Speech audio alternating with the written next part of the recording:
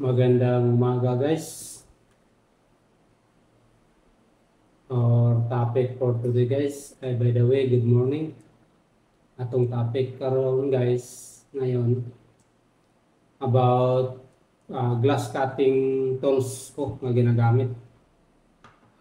Meron akong tatlong klaseng tools na ginagamit dito guys. Ginagamit ko para mag-cutting ng glass. Una guys, ito yung ginagamit ko nga pang cutting ng glass. Diamond cutter ni guys, diamond cutter. Ito. Ang brand ni guys, Keystar, pero hindi ni sponsored sa Keystar. Pinakilala ko lang yung ginagamit namin na glass cutter. Ito yung unang-unang ginagamit ko guys. Kasi pwede ito pang marking. Kunyari, anuhin mo yung, susukatin mo yung glass. At ito yung ima-marking. Tapos pwede, ito rin ang ikakating guys. Yan. Ito yung diamond glass cutter. Ang brand niya guys, Keystar. Ito. Ang pangalawa guys, ito yung carbide. Ay, by the way guys, ito pala guys, pag nag-cutting kami ng glass, nilalagyan namin ng gas or diesel. Pinupunasan namin para madulas. Pero ito guys, optional na. Pwede na siya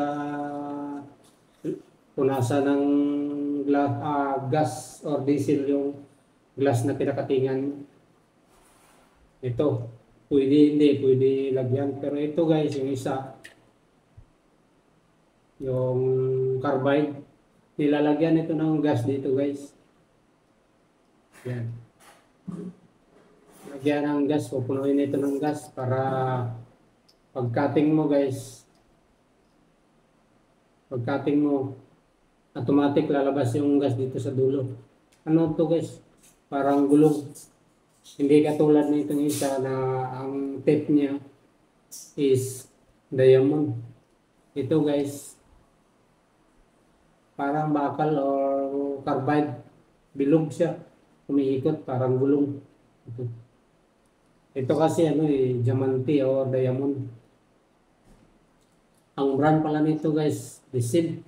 Keystar pa rin. Parehas sila ng brand. Ito yung ginagamit ko mag-cutting ng glass araw-araw. Or tuwing ka-cutting ako ng glass. Ang pangatlo guys, ito guys. Pangatlo ito. Ang brand nito guys, Keystar pa rin. Ito guys, kaya may sukat na dito. Mayroon nakasulat dito. Kung pila ka inches ang kailangan mong katingin. Yan. Tapos lalagyan ito ng gas dito guys. Ito. Lalagyan mo ng gas dito. Pasok sa loob. At tapos pag nag-cutting ka na guys, automatic lalabas yung gas dito. Sa carbide pa rin to. Yan, pwede ito i-adjust guys.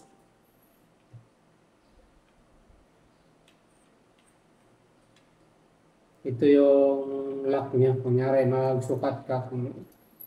Mula dito guys, mula dito sa, may pala to guys, may gulong. Ginagamit ko to guys pag malapad na yung kakatingin ko na hindi mo maabot sa daliri mo o kamay. Ito ganyan. Ito yung ginagamit ko guys, may gulong ito. Tapos ito yung pala to guys, 48 inches. 48 inches guys. Yan.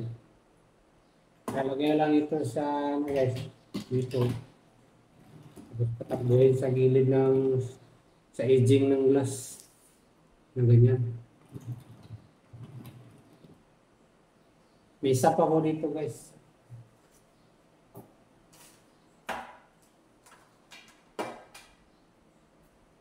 Ito guys, mahaba kasi ito 5 feet ito guys, hindi ko na lang muna ginagamit. Desim lang dito yan guys, desim lang.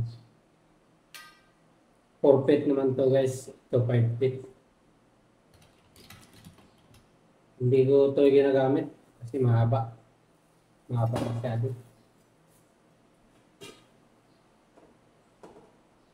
So guys, so tingnan nyo guys. Yan. T ang tawag naman dito guys. Ayan.